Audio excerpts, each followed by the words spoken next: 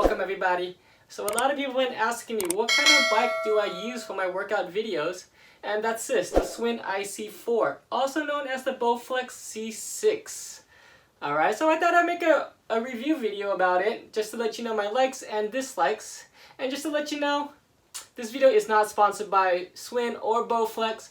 I used my own money to buy this bike. After a lot of research on this bike and other bikes on Amazon, I finally decided to go with this, and I'll let you know why. Alright, so let's jump right into the review. Alright, so this bad boy here is the Schwinn IC4, retailing about $899, also known as the Bowflex C6. I guess recently Bowflex just bought out Schwinn, and they charge about $999, which I don't know why the 100 price difference is, but if you know, let me know in the comments below. But I'll give you a quick look around first, alright, before we get into it. Alright, so it comes in this colorway. It's a black, dark gray, and red. Nice, nifty colorway here. And it does come with these few pieces here, okay? It comes with some SPD clips, a heart rate monitor, and the charger for it. And then it also comes with 3-pound weights. As you can see here, they hang right there on the handlebars. Nice looking bike here. They also come with this dual pedal here, okay? So what that means is you have SPD clips right here that you clip your cycling shoes in, and then you flip it around and you have toe cages for no more shoes. And that's one of the reasons why I ended up buying this bike, was because it had that. Or else you would have to buy external pedals, and then you would have to install them, so that would be an extra charge on top of the bike that you decide to buy. I also bought this mat here from Amazon. I'll link it in the comments or in the description below, because if you're like me, you sweat a lot and you don't want that sweat dripping into your carpet. And this is a 2.5 by 5 feet mat, which is the perfect size for this bike. So you got the knob here. It controls the resistance. All right, again, turn it to the right, adds that, increases that resistance. Turn it to the left, decreases it. And this bike is a magnetic resistance bike, which goes up to about 100 resistance level, okay? So again, magnetic versus felt resistance. As you can see, this red part right there, that is the magnet. As you increase the knob, it goes down, it adds that resistance. As you decrease, it goes up, as you can see there. Versus the felt pad ones, which just adds friction to the flywheel. And this flywheel is a 40-pound flywheel. So it's about a medium one compared to other bikes. Some go up to about 44 pounds. Some go about 30-something pounds. And it also comes with the monitor. So as you look at the monitor here, I had to get on the bike to turn it on. But you see the RPMs at the top, right here. You see the time, calories, speed, distance, and the level. So that level is the resistance level. So that's a really good handy feature to have about this bike. Not a lot of indoor spin bikes have that. And not a lot of them have the RPMs, okay? So some of them, they don't even have a monitor. And with this one, it has the RPMs.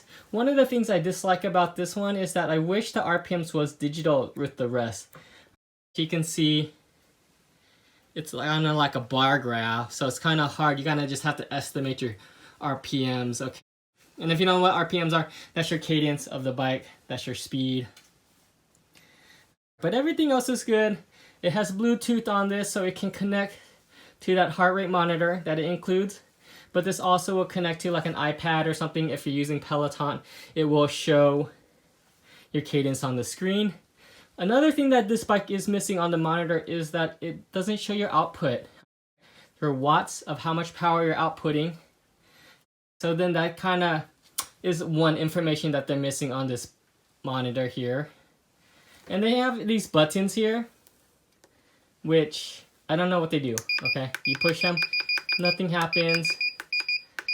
It might have been just a basic monitor that they added their name to it or whatnot, but if they do have a function, let me know in the comments below.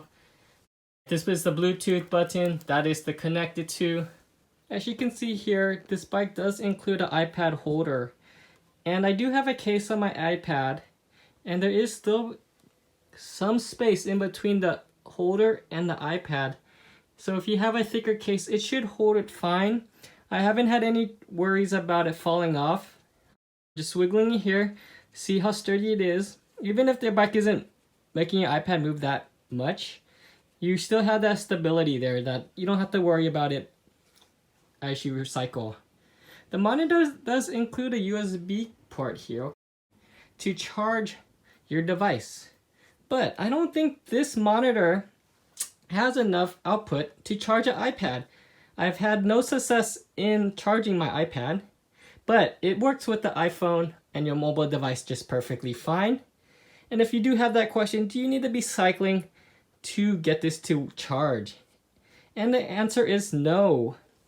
As you can see down here, there is a plug, all right, that goes to the outlet, and that's charging your device. So it doesn't have to be on, or you don't have to be spinning to be charging your device. If you just need it, a quick charge, plug it in, put your phone there, charge it, it will work. But again, I've had trouble with the iPad charging on this thing. So just keep that in mind. Everything is adjustable on this bike, okay? It's a 4-way adjustable, so that means the handlebars can come up and the handlebars can come forward, and the seat can go forward and it can go up and down, okay? So this is the knob to control the seat height. This is the lever to control the seat going forward and back. As you can see, it has this nice perforated texture on the seat, which looks really nice. But the seat is a little bit hard, okay? So you might need to buy a cushion if you have a sensitive bottom. But if you're not, it's a perfect seat. It's a little bit wider than other indoor cycling bike seats that I've seen, but it's a little bit stiff. So going to the front here, you can see the 3 pounds weight hanging here. This is the water bottle holder. The angle is a little bit weird though, okay? Because if you have your bottle here, it's kind of at an angle. So if you have it full and it's not quite closed, you might get some spillage of your beverage. So just be careful of that. Here's the lever to control if it goes up or down the handlebars. And here's the one that goes forward and back. The one flaw that I did notice is that they have this bracket here, okay? This bracket to give that support in the handlebars. But as you can see, you can't turn it anymore, okay? So what you need to do, if you try to turn it, you gotta pull the lever down, reset, crank it to the left, reset, and crank it to the left. So it's a lot of cranking, going back and forth, just because they have this bracket here. So that's a little bit, makes it a little bit less easier to adjust if you need to. But the wire, it's very hidden. As it goes down, it goes right here, and that's already inside the bike. And then it comes down outside, as you can see right there, that plug right there. It has the wheels to make it easily movable, okay? You just tilt the bike forward and you push it around. One cool thing is though, it has these knobs here, right here on the side. Each side has these, okay, front and back. And that's to adjust the feet on the bottom of the bike.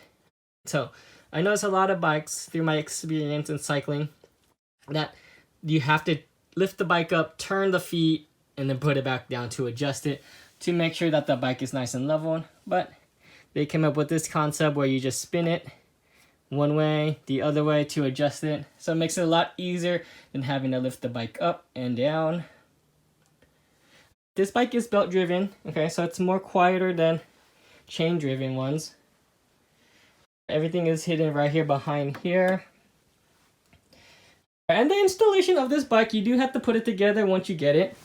But it took me about 30 minutes or so. Okay, with the instructions. Instructions aren't too bad. They're pretty self-explanatory. You kind of just have the pieces and you kind of just figure out what goes where based off of the diagram. But other than that, for $899, you get quite a bit with this based off the weights, the clips, the heart rate monitor, being Bluetooth, everything, the dual pedals. Everything is pretty much included. Everything is set for you. So by knowing all this information that I've given you, all the pros and cons, my likes and dislikes of this bike, if you do decide to buy this one, and I'll link it in the description below to Amazon, Or if you decide to buy any other bike on Amazon and you don't want to pay that monthly subscription fee for virtual classes, go ahead and check out my cycling class workouts. Alright, I cater them to any kind of bike, okay? You don't have to have this one specifically. Just any indoor cycling bike would work for those workouts. So if you thought this video was helpful and you want to stay up to date on my workout videos, go ahead and subscribe and like this video. And again, stay fit, stay flexed, and I hope to see you on a ride.